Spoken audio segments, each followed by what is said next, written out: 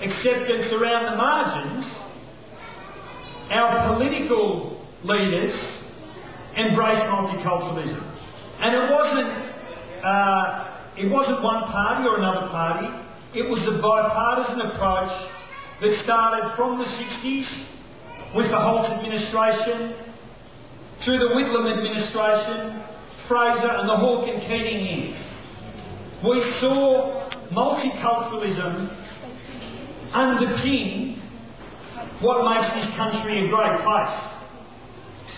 And through the term of the last government, we've seen for the first time in decades a government prepared to use race to drive a wedge right through the middle of the Australian community. Right through the middle of the Australian community. It did it with its attitude towards refugees 2 elections ago. When the Tampa came sailing over the horizon, we saw a government prepared to use a group of people looking for a better life. We saw a government prepared to exploit them for political expediency. And we saw an opposition not prepared to stand up and take the fight to them. We saw it with Children Overboard, and now we're seeing it with Kevin Andrews' racist remarks towards our African friends. It's introduced a citizenship test, a test that discriminates against people who have low levels of literacy, again, for political purposes. And perhaps even worse than the test, they've increased from 2 years to 4 years the length of time that some refugees will be able to access Australian citizenship. That means that if your family's sick or there's a crisis in your homeland, you can't access a passport for 4 years. You're stuck in this country because we've got a government that's been prepared to use race to win an election.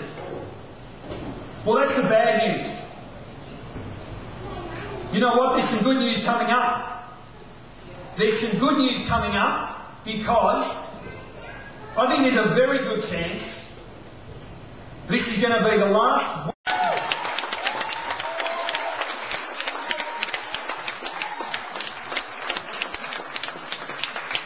And I think we're at a turning point.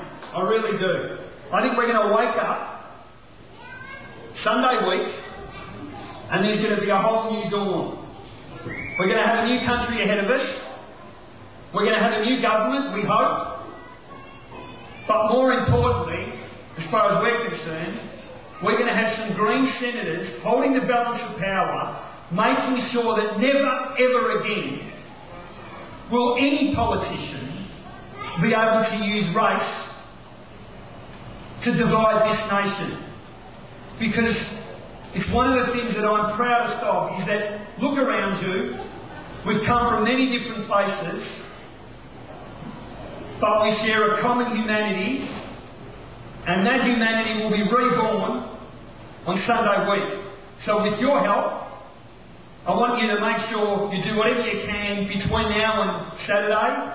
Talk to your friends, make sure that they can't, or they understand that they can't vote for this government at this election, and that there's another election in the Senate, and that's to try and get progressive politicians like the Greens holding the balance of power so that we can once again embrace multiculturalism. So thanks very much and have a great day.